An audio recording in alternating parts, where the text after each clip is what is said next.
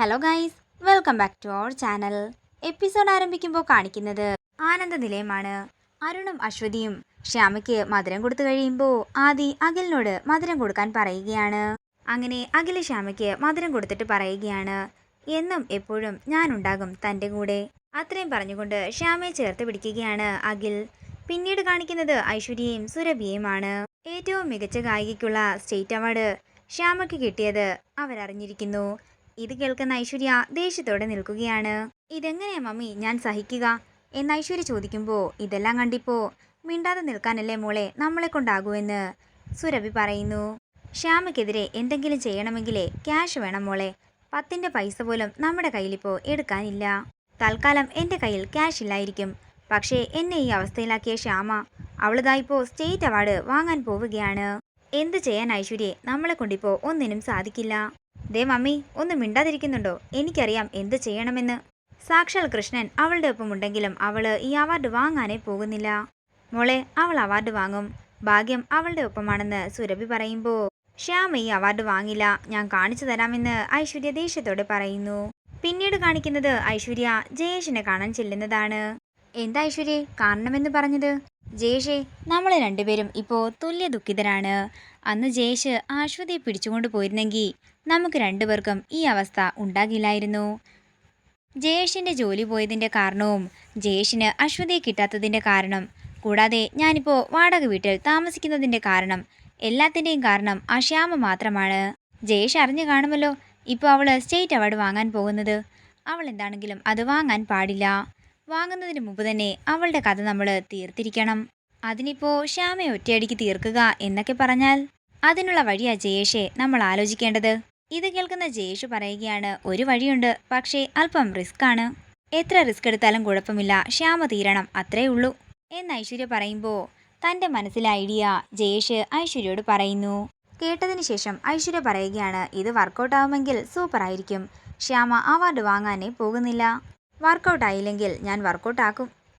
എൻ്റെ അറിവിലെ ഒരു ഷാർപ്പ് ഷൂട്ടറുണ്ട്, ഞാൻ അയാളെ ഇപ്പം തന്നെ വിളിക്കാം. അത്രയും പറഞ്ഞുകൊണ്ട് ജയേഷ് തൻ്റെ ആളുകളെ വിളിച്ച് കൊട്ടേഷൻ കൊടുക്കുകയാണ്. പിന്നീട് കാണിക്കുന്നത് ആനന്ദ നിലയമാണ്. ശ്യാമയെ പ്രസംഗം പഠിപ്പിക്കുകയാണ് അഖിൽ. കയ്യിലൊരു ചൂരലൊക്കെ പിടിച്ചുകൊണ്ടാണ് അഖിൽ നിൽക്കുന്നത്. മതി വായിച്ചത്, ഇനി പറയാൻ നോക്ക്. അത് പിന്നെ സാറേ, ഞാൻ ഒരു തവണ കൂടി വായിക്കട്ടെ. സംസ്ഥാന അവാർഡ് ഏറ്റുവാങ്ങി എല്ലാവരുടെയും മുമ്പിൽ പ്രസംഗിക്കുന്നത് പോലെ വേണം ഇപ്പോൾ പ്രസംഗിക്കാൻ. അതേസമയം സ്റ്റേറ്റ് അവാർഡിൻ്റെ ഇൻവിറ്റേഷൻ ലെറ്ററുമായിട്ട് പോസ്റ്റ്മാൻ അങ്ങോട്ടേക്ക് വരികയാണ്.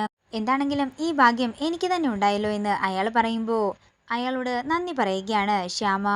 അങ്ങനെ അയാൾ അവിടെ നിന്ന് നേരെ ജയേഷിൻ്റെ അടുത്തേക്ക് ചെല്ലുന്നു. അപ്പോൾ നമ്മുടെ ആദ്യത്തെ പ്ലാൻ സക്സസ് ആയില്ലേ എന്ന് ജയേഷ് ചോദിക്കുമ്പോൾ, അവർ ശരിക്കും വിചാരിച്ചത് ഞാൻ പോസ്റ്റ്മാൻ ആണെന്നാണെന്ന് അയാൾ പറയുന്നു. എന്താണെങ്കിലും നമ്മൾ നിശ്ചയിച്ചുറപ്പിച്ച സ്ഥലത്തേക്ക് കറക്റ്റ് സമയത്ത് തന്നെ ശ്യാമ എത്തുമല്ലോ എന്ന് പറഞ്ഞ് ചിരിച്ചുകൊണ്ട് നിൽക്കുകയാണ് ജയേഷ്. പിന്നീട് കാണിക്കുന്നത് അശ്വതിയാണ്. അരുൺ തൻ്റെ കഴുത്തിൽ താലി കെട്ടിയതും തൻ്റെ വീട്ടിൽ വന്നതുമായ കാര്യങ്ങളെല്ലാം അശ്വതി ഓർത്ത് ചിരിച്ചുകൊണ്ടിരിക്കുമ്പോൾ അങ്ങോട്ടേക്ക് അരുൺ വരികയാണ്. അല്ല, താനെന്താ ആലോചിക്കുന്നത്? അത് പിന്നെ ഒന്നുമില്ലെന്ന് അശ്വതി പറയുമ്പോൾ, ഞാൻ തൻ്റെ കഴുത്തിൽ താലി കെട്ടിയ കാര്യമല്ലേ എന്ന് അരുൺ ചോദിക്കുന്നു. അല്ല, അതെങ്ങനെ കൃത്യമായി മനസ്സിലായി? അതൊക്കെ മനസ്സിലായി, ഇതിനെയാണ് യഥാർത്ഥ സ്നേഹം എന്ന് പറയുന്നത്. ഐശ്വര്യ ഞാൻ എൻ്റെ ജീവിതത്തിൽ നിന്നും എന്നേക്കുമായിട്ട് ഒഴിവാക്കാൻ പോവുകയാണ്. അധികം വൈകാതെ തന്നെ എല്ലാവരുടെയും മുമ്പിൽ നിന്ന് ഞാൻ തൻ്റെ കഴുത്തിൽ താലി കിട്ടും. സൗന്ദര്യത്തിൻ്റെ പേരിൽ ഗർഭപാത്രം എടുത്തു കളഞ്ഞ അവളെ ഉണ്ടല്ലോ, അവളെ എന്താണെങ്കിൽ ഇനി ഈ കുടുംബം അംഗീകരിക്കാനേ പോകുന്നില്ല. ഈ കാരണം കൊണ്ട് ഡിവോഴ്സ് എളുപ്പത്തിൽ കിട്ടുമെന്ന വക്കീൽ പറഞ്ഞത്. എല്ലാം സന്തോഷമായി തന്നെ തീരുമെന്ന് പറഞ്ഞ് അശ്വതിയുടെ കയ്യിൽ പിടിച്ച് സ്നേഹത്തോടെ നോക്കുകയാണ് അരുൺ.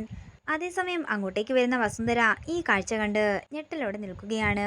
തുടർന്ന് അങ്ങോട്ടേക്ക് വസുന്ധര ചെല്ലുകയും അശ്വതിയോട് ഈ വീട്ടിൽ താമസിക്കാൻ ഞാൻ അനുവാദം തന്നെന്ന് കരുതി കൂടുതൽ സ്വാതന്ത്ര്യമെടുക്കാൻ നിൽക്കണ്ടെന്ന് താക്കീത് കൊടുക്കുകയും ചെയ്യുന്നു. ഞാൻ ഈ പറഞ്ഞത് എൻ്റെ മോനോട് കൂടിയാ, മനസ്സിലായോ എന്ന് ചോദിച്ചുകൊണ്ട് ദേഷ്യത്തോടെ വസുന്ധര അവിടെ നിന്ന് പോകുന്നു. പിന്നീട് കാണിക്കുന്നത് പോസ്റ്റ്മാൻ ഇൻവിറ്റേഷൻ ലെറ്ററുമായിട്ട് ആനന്ദ നിലയത്തിൽ എത്തുന്നതാണ്. അമൃത ഒപ്പിട്ട് ലെറ്റർ വാങ്ങുന്നു. അതേസമയം ഇത് കാണുന്ന ജയേഷ് അതെങ്ങനെയെങ്കിലും അവിടുന്ന് എടുത്തു മാറ്റാനായി നിൽക്കുകയാണ്. അതേസമയം വസുന്ധര അകത്തേക്ക് പോകുമ്പോൾ അകത്തേക്ക് കയറാൻ ഒരുങ്ങുകയാണ് ജയേഷ്. ഇതോടുകൂടി ഇന്നത്തെ എപ്പിസോഡ് ഇവിടെ തീരുകയാണ്. വീഡിയോ ഇഷ്ടമായെങ്കിൽ മറക്കാതെ ലൈക്ക് ചെയ്യുക, ഷെയർ ചെയ്യുക, കമൻറ്റ് ചെയ്യുക. കൂടുതൽ സീരിയൽ അപ്ഡേറ്റ്സിനായി മറക്കാതെ സബ്സ്ക്രൈബ് ചെയ്യുക നയൻസ് ക്രിയേഷൻസ്.